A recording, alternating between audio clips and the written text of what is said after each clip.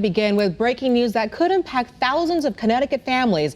By this time Monday, the state could be facing a school bus crisis. That's because hundreds of drivers are threatening to not show up next week when the state's vaccine mandate takes effect. Chief investigative reporter Matthew Campbell has been looking into this. And Matthew, what do parents need to know to prepare for Monday? Yeah, Caitlin and Shantae, we've been talking with state leaders today, trying to paint a picture of what this could look like come Monday. And while no one has a crystal ball, none of the responses have been positive. In fact, everyone says expect for some serious disruptions. Connecticut's vaccine mandate requiring all state employees, which include school staff, to either be fully vaccinated or undergo weekly COVID testing starts on Monday. That's prompting pushback from some of the most essential education workers, school bus drivers.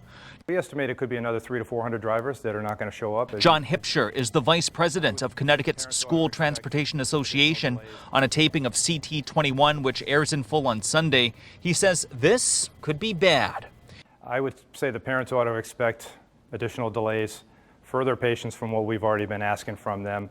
Hipsher is hoping the state waives the vaccine mandate and sticks to the current mask rules. The state hasn't budged and is aware the shortage is imminent. I can tell you we have some healthcare drivers.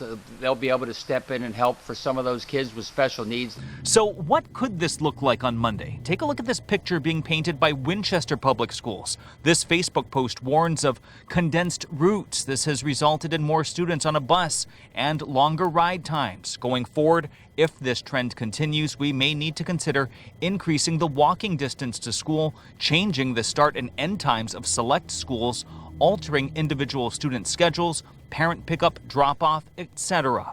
People have to work for a living. If you don't have any way to get your kid to school, then you're going to be late for work, or the kid has to walk 3 miles, 4 miles, whatever it may be. That's crazy. I mean, I don't know what to say.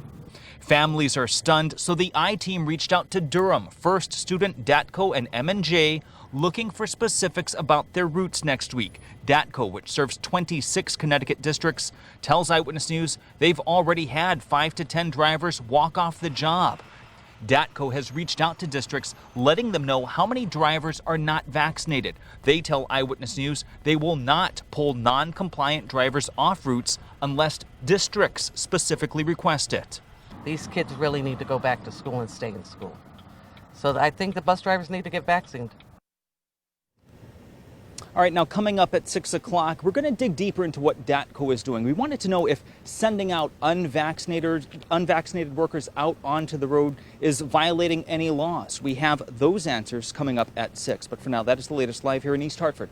Matthew Campbell, Channel 13 News. All right, Matthew, thank you. All new now at 5 o'clock.